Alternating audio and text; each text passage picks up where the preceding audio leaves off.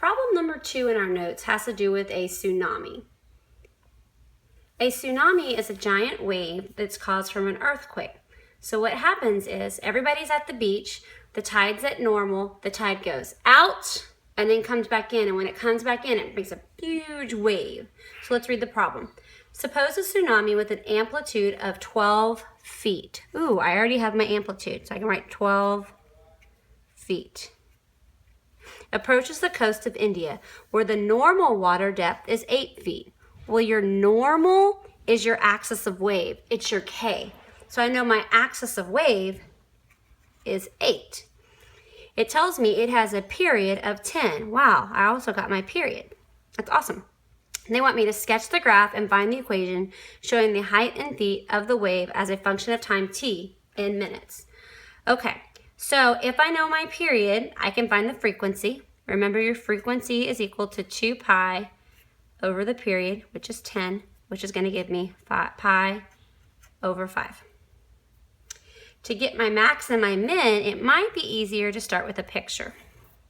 So again, yesterday in class, we said we always go out to whatever the period is, and then I'm going to half it, half it, half it.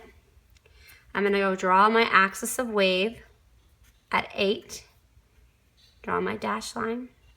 My amplitude is 12, so my maximum is going to be 12 above 8, which is going to put me at 20, so my max is 20. And my minimum is going to take me 12 below 8, which is going to put me at -4. Again, the hardest part of these problems is trying to figure out where to start your graph. You're at the beach. When a tsunami occurs, it always says where the normal water depth is 8. So we're going to start at the normal. Okay, and then before a tsunami hits, all the water rushes away from the shore. So it's going to go down to its lowest point,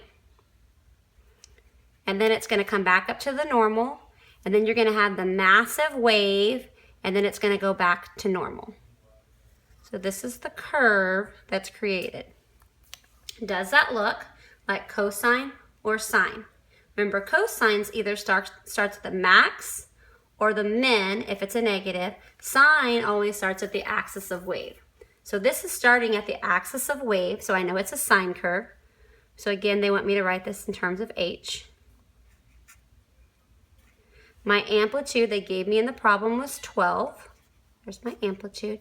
Because the sign goes down first, it's a negative sign. My frequency is pi over 5.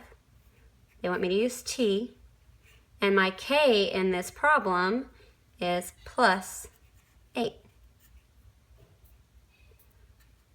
And there's our example of the tsunami problem.